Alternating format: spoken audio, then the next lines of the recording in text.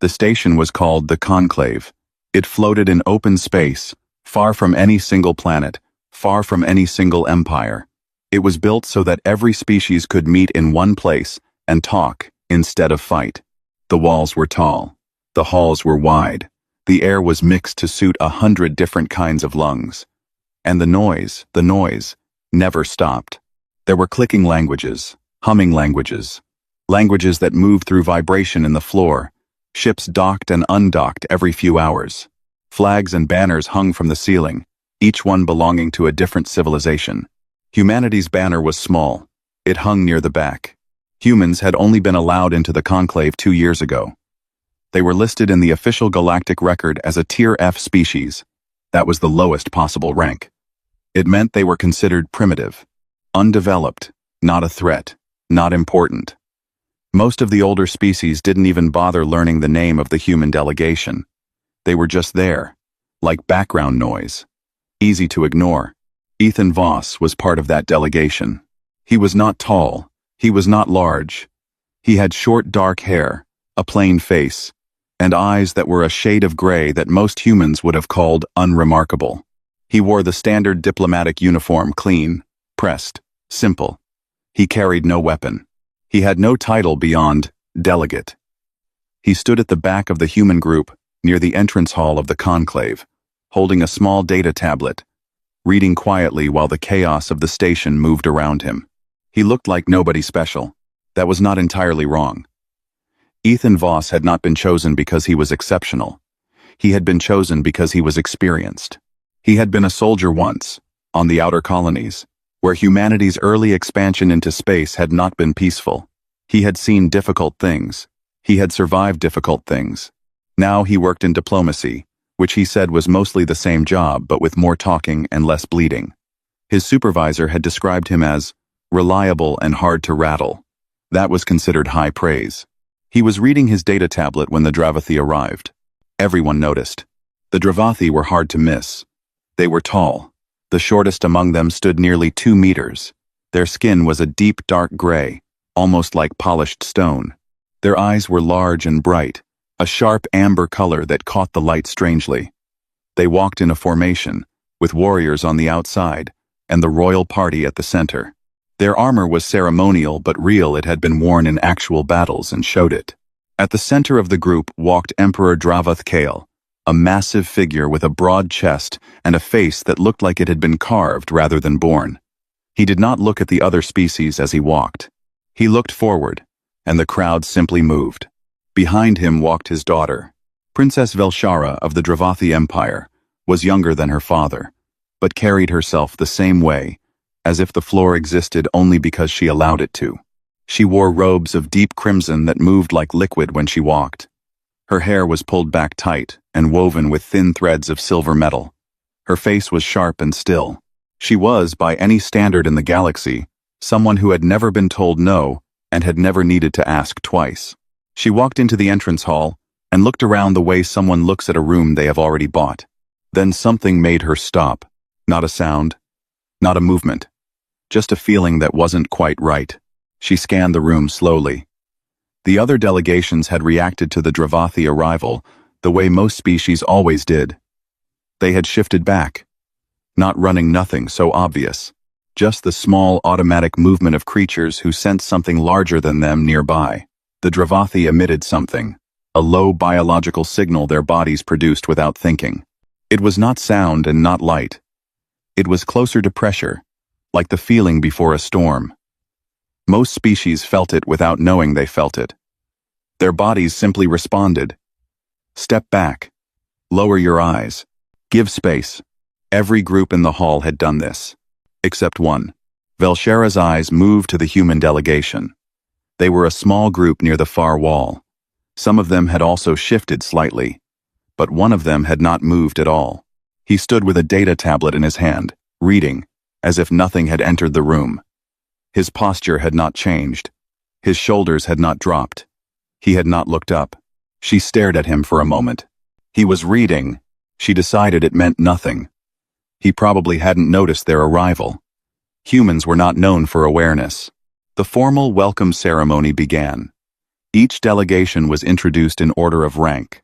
The Dravathi were announced second, after the Keth Empire, which held the top position in the conclave for the 3rd century in a row.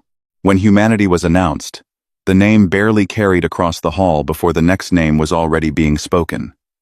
A few species near the human group glanced over briefly, and then looked away. Ethan did not seem to care.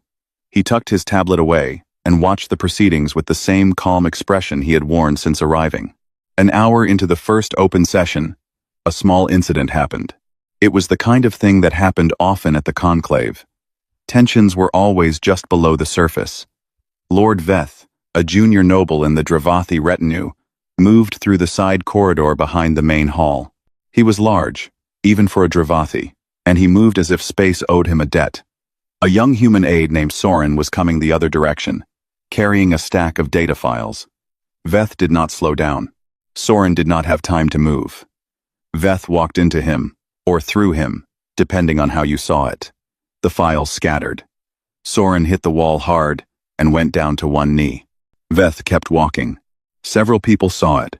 No one said anything, except Ethan, who had been in that corridor. He crossed the space between them quickly and crouched beside Soren. He helped him up, checked that he was not badly hurt, handed him 2 of the files from the floor. Then he stood and looked at Lord Veth, who had stopped and turned around with an expression that expected entertainment. Ethan's voice was calm and even. Not raised. Not shaking. That contact will be recorded as an act of physical aggression under Article 7 of the Conclave Charter, he said. Delegate Soren is a protected diplomatic personnel. I'll need your full designation for the report. Veth stared at him. Then he let out a short sound that was the Dravathi equivalent of a laugh, deep, dismissive, contemptuous. He said nothing.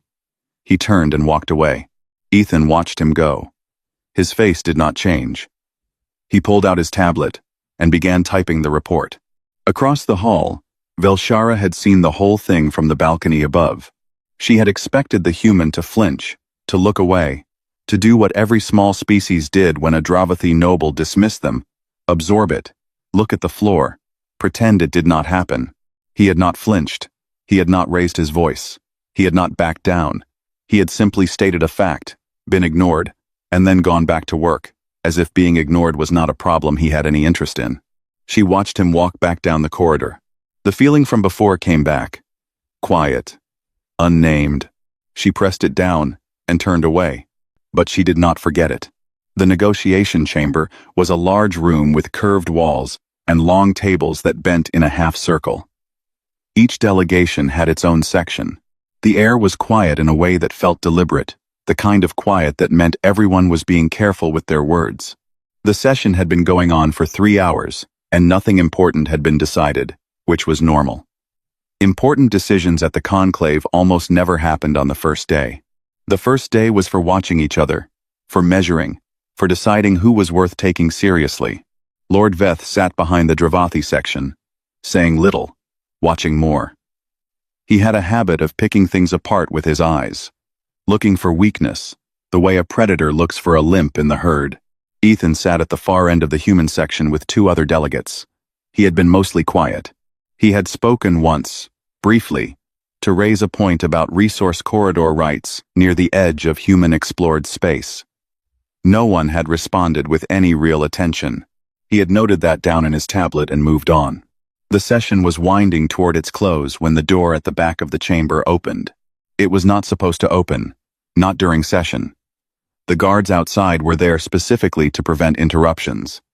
So when the door opened, every head in the room turned. What happened next was fast. The figure that entered was not a guard. It wore a neutral service uniform, the kind worn by station maintenance workers. But the body beneath it moved wrong, too controlled, too focused. One hand was already reaching under the uniform as the figure crossed the room in long, straight strides, heading directly toward the center of the Dravathi section, toward Emperor Kale. Several things happened at once. Kale's personal guard started to rise from their seats. 3 other delegations began to scatter from their tables. A weapon came out compact, short range, designed for exactly this kind of enclosed space. Ethan was already moving. He had not waited to confirm what he was seeing. Some part of his mind, the part built by years in places where waiting 1 second too long meant not coming back, had already finished the calculation. He did not run. Running was loud and slow. He moved at an angle, cutting across the open floor, and he did not head toward the shooter. He headed toward the trajectory line, the space between the weapon and the target. The shooter was 6 meters away when Ethan reached the line. The first guard finally reached the shooter at almost the same moment, but Ethan had already made contact. His left hand caught the shooter's weapon arm at the wrist, not grabbing, but redirecting, twisting with his body weight behind it. The shot fired. It went wide, into the upper wall. The sound was sharp and short and left a ringing silence behind it. What followed was not elegant. The shooter was larger than Ethan, stronger, and trained. Ethan knew this in the first half second. He did not try to win by force. He took 2 hits, one to the ribs, one across the jaw, and he used both of them. The first impact let him change his grip. The second told him exactly how the shooter was positioned. He stepped into the second blow, instead of away from it, which brought him inside the shooter's reach, too close for the weapon to be useful. And with his elbow already moving toward the shooter's weapon hand, he heard something crack. The weapon dropped. The shooter pulled back to strike again. Ethan held up his free hand open, palm forward, and said one word. Stop. Not a command. Not a shout. A statement. Quiet and certain. The way someone speaks when they are not afraid of the answer. The shooter froze.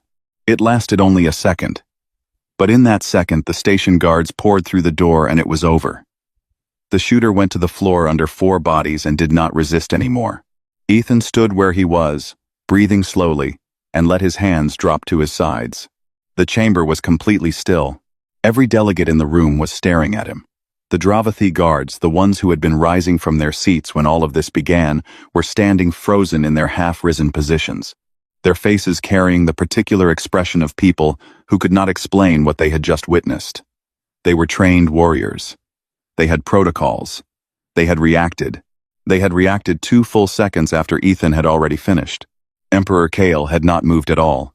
He sat with his hands on the table, looking at the spot where the shooter had stood, and then slowly turned his eyes to Ethan. He said nothing. Velshara had been standing near the side wall. She was not shaking. She was Dravathi, and Dravathi did not shake. But there was something in her chest that was moving without her permission, a cold and rapid thing she had not felt in years. She realized, after a moment, that it was not fear. It was the absence of understanding. She had watched the entire thing. She had seen every step, every decision, and she still could not fully explain it. The human had not been the biggest person in the room. He had not been armed. He had not had the authority to act.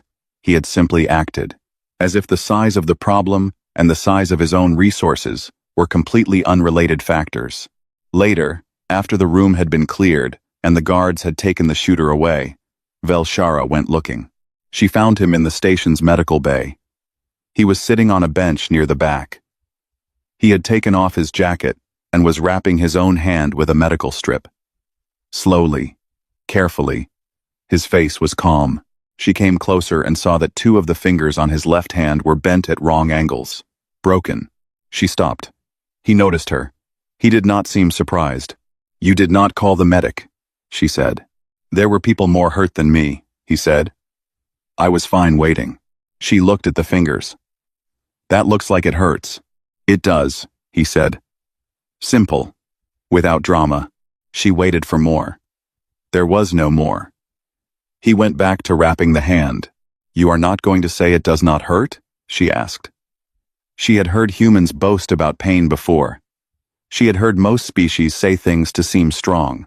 He looked up at her with the gray eyes that gave nothing away. Of course it hurts, he said. That's not really the point though, is it? She did not have an answer for that. She stood there for a moment longer, watching him finish the wrapping. He was neat about it. Efficient. Like someone who had done this before. More than once. Maybe many times. She left without saying anything else. She walked back through the corridor, past the chamber where the broken session was being quietly cleared, past the guards, past the banners of 100 civilizations. She walked to her private quarters and stood in the middle of the room for a long time. Her handmaiden, a small, quiet woman named Sarah, came to check on her. "Are you well, Your Highness?" "Yes," Velshara said. "Then, find out everything about that human, the delegate. His history, his record, his background, all of it." Sarah paused. "The human? The Tier F delegate?" "Yes." Velshara's voice was not angry and not soft. It was the voice she used when something had earned her full attention. "Everything." Sarah bowed and left.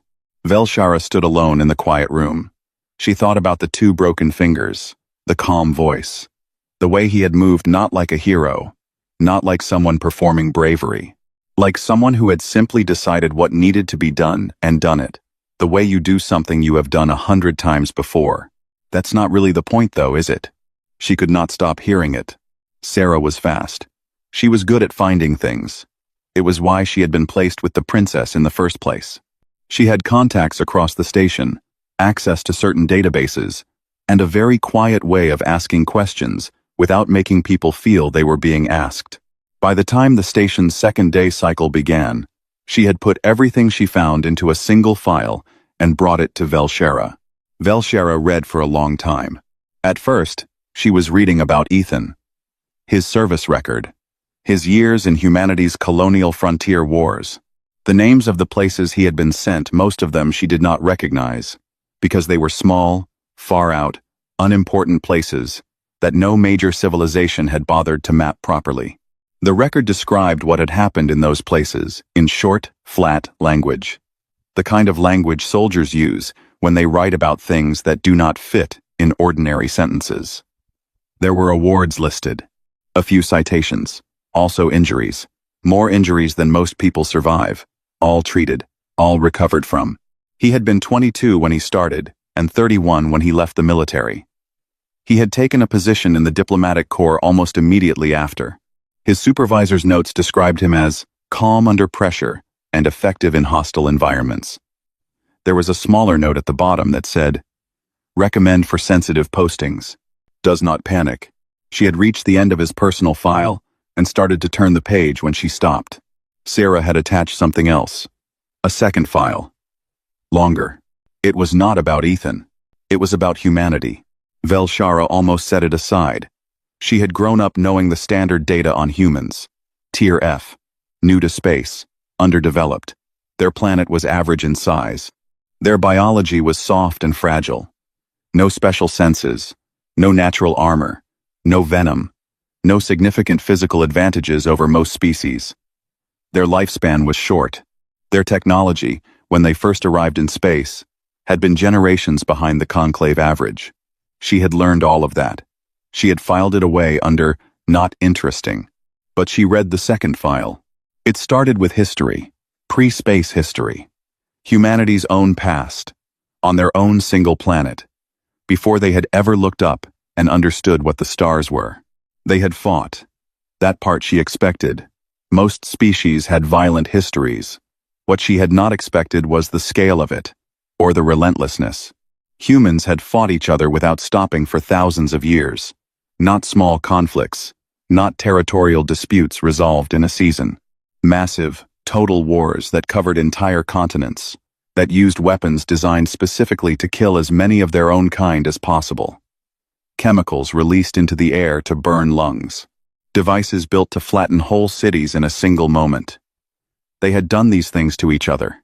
And then, they had stopped, rebuilt, and kept going. There had been diseases that killed hundreds of millions. They had survived. There had been changes in their planet's climate that should have collapsed their food supply. They had adapted. There had been disasters, famines, collapses of entire civilizations. Each time, somewhere, some group of humans had kept going and rebuilt from whatever was left. She turned another page. There was a section that a conclave historian had written, a short analysis of human biology in context. It noted that humans had one of the highest pain tolerances of any known biological species. Not because their nerves were less sensitive, they were actually quite sensitive, but because of the way their minds were built. They could be in significant pain and continue functioning, continue thinking, continue deciding. Most species, when pushed past a certain physical threshold, would stop and deal with the pain first. Humans would file it away, somewhere, like a note left for later, and keep moving. There was a note at the bottom of the section that Sarah had highlighted. Of particular interest is the following. The human subject described above, tolerance, adaptability, prolonged function, under physical and psychological duress, is not considered exceptional within their species. These traits appear broadly across the population. What other civilizations might identify as heroic behavior appears to be standard operating function for a significant portion of adult humans. Velshera sat back. She read the line again. Not exceptional within their species. Standard. She thought about Ethan in the negotiation chamber. Moving before anyone else. Taking 2 hits, and using both of them. The broken fingers wrapped alone in a medical bay without complaint. The voice that said, "Of course it hurts," and immediately moved past it. That was the average. She stood up and went to find her father. Cale was in the flagship's lower hall, reviewing his own reports from the incident. He looked up when she entered. He did not say anything. He simply waited. He had always done that, given her space to speak instead of pushing. It was the thing she had always respected most about him, even when he was difficult in other ways. She put the file on the table in front of him and said, "Father, that human isn't ordinary." He looked at the file, then at her. "Explain," she told him. She told him about the reaction in the hall on the first day, the pressure signal the Dravathi emitted, the signal every species felt, and the one human who hadn't shifted back an inch. She told him about the negotiation chamber, the way Ethan had moved, the 2-second gap between when he had acted and when the Dravathi guards had followed. She told him about the broken fingers, and the quiet voice, and the line that had not left her mind. Then she pushed the file closer and said, "Read the second part. Not about him. About humans." Cale picked up the file. He read the way he did everything without rushing, without showing what he thought. She stood and waited. When he put the file down, his face had changed. Not dramatically. Cale never changed dramatically. But there was something behind his eyes that had shifted. A small, careful recalculation. "You're saying he is not a special case," Cale said. "I'm saying he may be completely normal," Velshera said. Silence. The sparring event had been arranged 2 days earlier by Lord Veth. It was meant to be entertainment, a public demonstration of Dravathi physical superiority against a lesser species. Humans had, apparently, something called hand-to-hand combat tradition, and Veth had thought it would be amusing to invite the human delegation to participate. He had selected a champion from the household guard, a warrior named Brath, who was large even by Dravathi standards and had not lost a sanctioned match in 11 years. The event was held in the station's open gymnasium. Several delegations had gathered to watch. Ethan had agreed to the match with no visible hesitation, which had amused Veth greatly. The first exchange lasted about 9 seconds. Brath moved.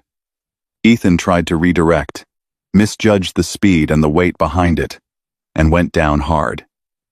He got back up. A low sound of amusement moved through the watching crowd. The second exchange lasted longer.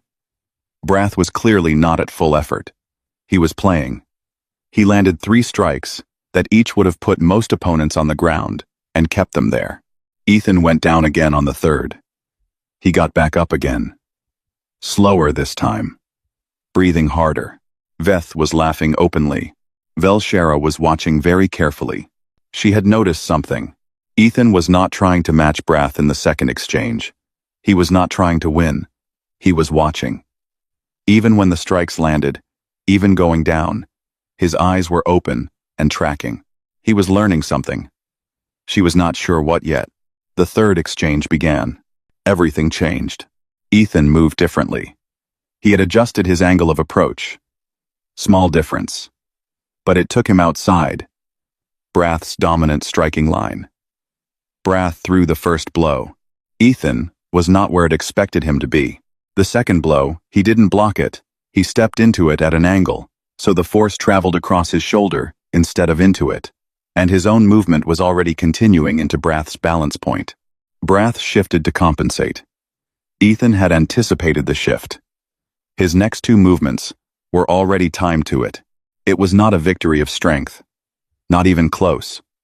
Brath was still landing hits, but each exchange was shorter. Each time, Ethan knew one more thing than before. The match ended with both of them standing. Ethan was bleeding from a split above his eye. He was breathing in short, controlled pulls. But he was standing. The gymnasium had gone very quiet. Brath looked at the human across the space between them with an expression that was not quite what it had been at the start. It was something more careful, more serious. Velshara turned her head and found her father standing nearby. She had not heard him arrive. He was watching Ethan, who had accepted a cloth from a human aide and was pressing it to the cut above his eye, with the same neat efficiency he applied to everything. Kale was quiet for a moment. Then he said not to anyone in particular, just to the air in front of him. "Invite him to dinner." Velshara looked at her father. He had never said those words about a Tier F delegate in his life. She understood that something had changed, not loudly, not with any announcement, but something had shifted in the room, in her father's face, in the space between two species that were supposed to have nothing to say to each other. She looked back at Ethan, pressing cloth to his face, standing steady. She still did not have a name for what she felt when she looked at him. But it was not nothing. The dinner invitation arrived through the official channel, which made it formal. It was stamped with the Emperor's personal seal, which made it significant. When Ethan read it, he set it down on his desk, looked at it for a moment, and then picked it up and read it again. His colleague Soren, sitting across the room, watched his face for a reaction and found none. "That's the Emperor's seal," Soren said. "He said it the way you say something when you want someone to understand how unusual it is." "I know," Ethan said. "They don't invite Tier F delegates to dinner. They don't invite Tier C delegates to dinner. I'm not sure they've ever done this." "Probably not," Ethan agreed. He set the invitation down and went back to the report he had been writing. "Tell the station kitchen I'll need something to eat before I go. I'm not going to a Dravathi dinner expecting to eat their food." Soren stared at him. Then he went to tell the kitchen. The Emperor's private dining hall aboard the Dravathi flagship was designed to make guests feel small. Everything in it was slightly too large for a non-Dravathi person. The table was a deep, dark material that looked like stone but was not. The chairs were high-backed and wide. The lighting came from above in a way that put the Emperor's seat in shadow and the guest seat in full light, which meant Kale could watch without being watched in return. It was a very old arrangement. Kale had used it many times. Ethan sat down in the guest chair, looked up at the light, and shifted his seat 2 inches to the left, which put him in the edge of the shadow line. It was a small thing. Kale noticed it. Velshara sat to her father's right. She had been invited, as was custom, as a witness and second voice. She held her cup and said nothing, and watched. The first part of the dinner was food and silence. The food was Dravathi rich, heavy, with flavors that most other species found overwhelming. Ethan ate a small portion of something, and then set his utensil down politely, and did not push for more, which was the correct social signal. He had done his research. Kale spoke first. "You handled yourself well in the chamber yesterday," he said. The words were straightforward, but the tone was not entirely a compliment. It was the beginning of a test. "I was closest to the angle of approach," Ethan said. "Anyone in that position would have moved. My guards were also in that position," Kale said. "They moved too," Ethan said. "I was just slightly ahead of them." Kale looked at him for a moment. "Slightly. 2 seconds, maybe.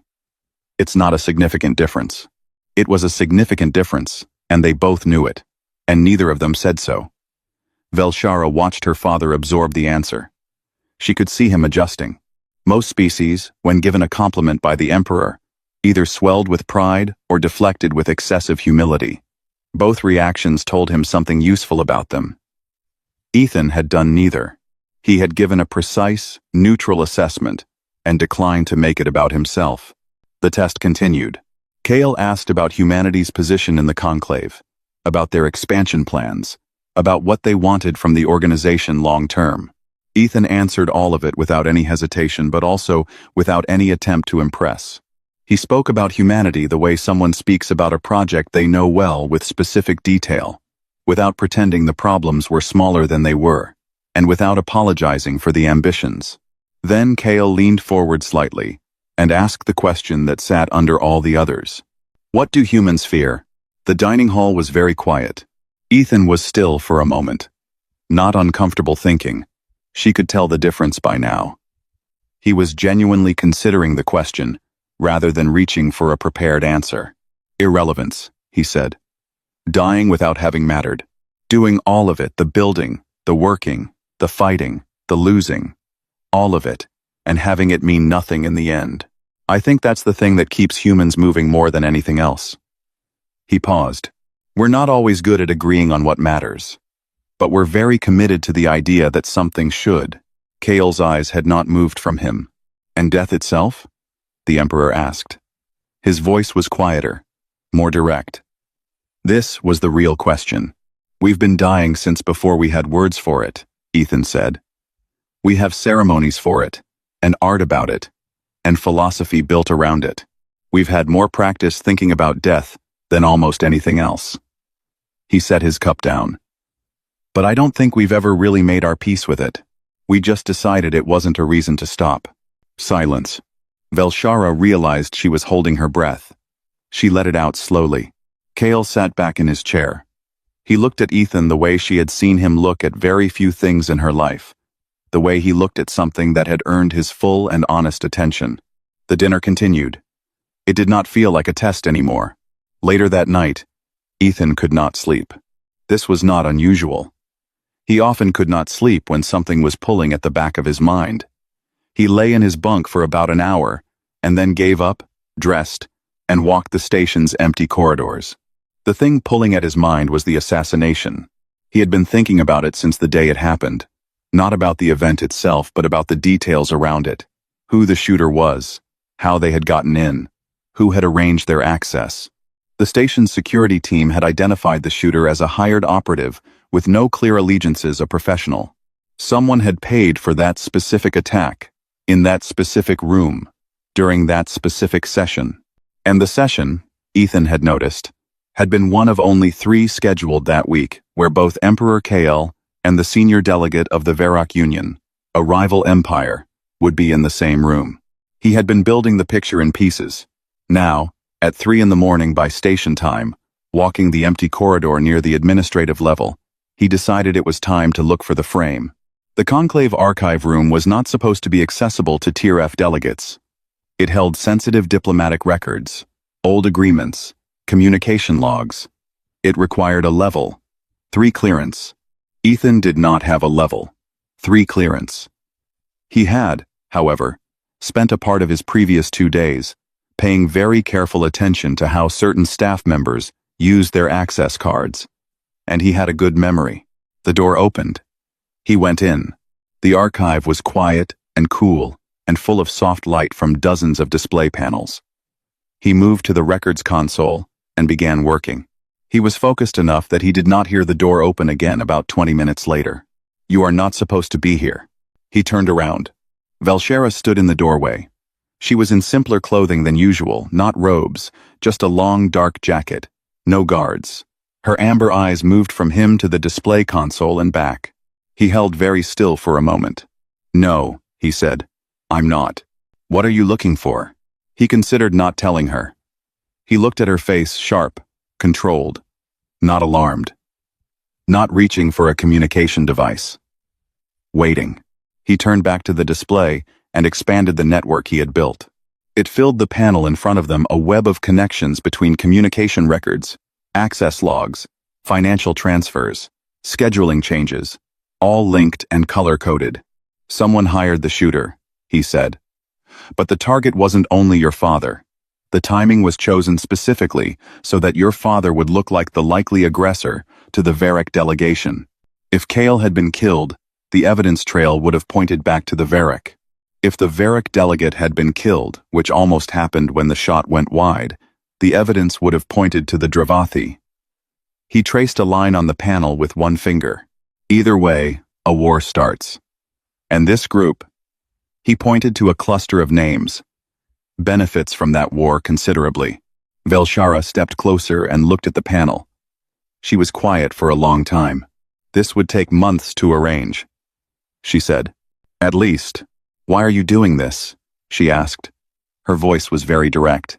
No performance in it. Humanity has nothing to gain from Dravathi-Varick politics. You are Tier F. This is not your war. He looked at her. Your people, he said. Simply. The way you say something that is so obvious to you that it barely needs saying. That's enough. She stared at him.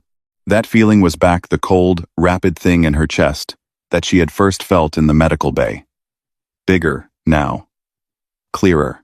She was beginning to understand what it was, and that understanding was uncomfortable in a way she did not entirely know how to hold. She looked back at the display panel. My father needs to see this, she said. I know, Ethan said. I was going to bring it to him in the morning. I wanted to make sure the picture was complete first. She nodded, slowly. Then she pulled up a chair and sat down. Show me what you have, she said. All of it. He looked at her for a moment. Then he pulled up the first file and started at the beginning. They worked through the rest of the night together. Neither of them mentioned this, afterward, as something unusual. But neither of them forgot it either. Morning came to the station in the form of a cycle change. The lights shifted from dim blue to full white. The air systems adjusted, and the corridors that had been empty filled again with movement. Species from 100 worlds going to 100 different sessions, all of them believing the day would be like any other. Ethan and Velshara had been awake for most of the night. By the time the station shifted to morning cycle, the display panel in the archive room showed a complete picture. Every connection mapped, every name identified. The web of the conspiracy stretched across 4 civilizations and involved money, old grudges, trade agreements used as cover, and a single coordinated plan. Manufacture a war between the Dravathi Empire and the Varick Union.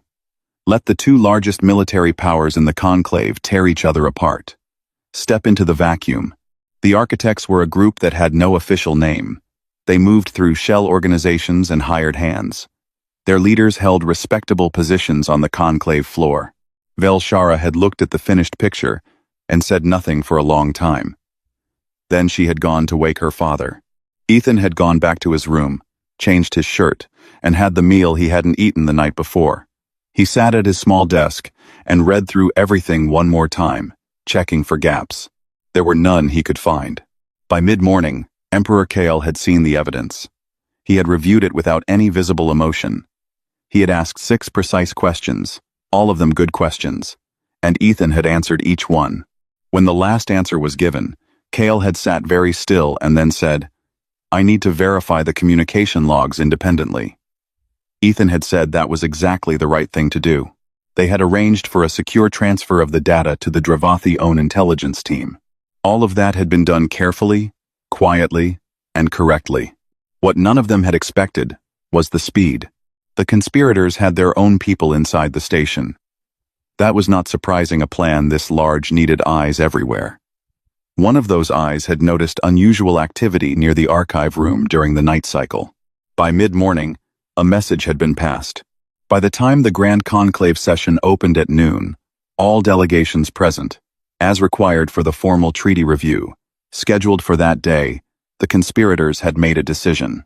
They triggered their contingency. The Grand Conclave chamber was the largest room on the station. High ceiling, circular floor, seats arranged in tiered rings so that every delegation could see every other. It was designed for transparency. No secrets in this room. Everything spoken here was heard by everyone. The session had been open for perhaps 12 minutes, when a delegate from the Orath Collective, a mid-tier civilization that had always seemed harmless, rose and asked the floor for an emergency point of order. The session chair allowed it. The delegate walked to the central floor and presented a recording. It was a communication log, audio and visual. It showed a figure in Dravathi military dress at a private console, speaking in clipped, direct words. The words were an assassination order. The target was the Varick senior delegate. The date and timestamp placed the communication 3 days before the attempt in the negotiation chamber. The quality was very good. The voice matched known recordings. The face was blurred plausibly, the delegate explained, due to encryption degradation, but the uniform, the setting, the language, the seal visible on the console behind the speaker, all Dravathi. The chamber reacted. Not with shouting. With that particular silence that is louder than shouting, the silence of dozens of delegations all reaching the same understanding at the same moment. The Verak delegates were already rising from their seats. The Dravathi guards had their hands near their weapons. Two other delegations had begun moving toward the exits. Velshara, seated behind her father, felt the room shift like a ship losing its balance. She looked at the display being projected above the central floor, the fabricated recording, playing on a loop, and she thought, "We have 40 seconds, maybe less, before this room becomes a war." She looked at her father. KL was on his feet, his face controlled, preparing to speak. And then someone else was already walking to the center of the floor. Ethan Voss crossed from the human delegation section to the open central space, with the same pace he used to cross any other room, steady, unhurried, as if he were moving between one task and the next. He had a data tablet under his arm. He had no authority to stand on that floor. He was Tier F. There were rules about which delegations could address the open session, and when, and humanity met none of the criteria. He stood in the center of the floor. The session chair started to object. Ethan spoke first. "The recording is fabricated," he said. His voice carried. He was not shouting. The room's acoustics were good, and he knew it, and he used it. "I can show you why." The room did not go quiet. It was already loud, rising. But something, the certainty in the voice, maybe, or the plainness of it, the complete absence of performance, made enough heads turn that the volume did not increase further. The session chair said, "Delegate, you do not have the floor." "I'll have it briefly," Ethan said, still calm. 40 seconds. If I'm wrong, remove me." He held up the tablet. He had already connected it to the chamber's display system. He had done it the moment he walked onto the floor, quietly. With the practiced ease of someone who had checked the connection port type 2 days ago and remembered it, the display above the central floor changed. The fabricated recording shrank to one side. Next to it, a series of data points appeared. "This recording shows a communication made on the 14th, he said. "The timestamp is authentic. The location coding is authentic. The problem is the signal variance." He pointed to a small graph in the corner of the display. "Every Dravathi military console produces a specific background frequency when in use. It's not secret. It's in the Conclave's technical registry. The frequency in this recording does not match any active Dravathi console on record during the 14-day period it claims to be from. It matches, instead, a signal generator sold commercially through 2 companies, both of which are owned by organizations connected to the group I have been investigating since the day after the assassination attempt." He expanded the display. The web of the conspiracy was now visible to the entire chamber. "This group arranged the assassination attempt," he said. "They designed it to implicate either the Dravathi or the Verak, depending on which target was successfully hit. The attempt failed.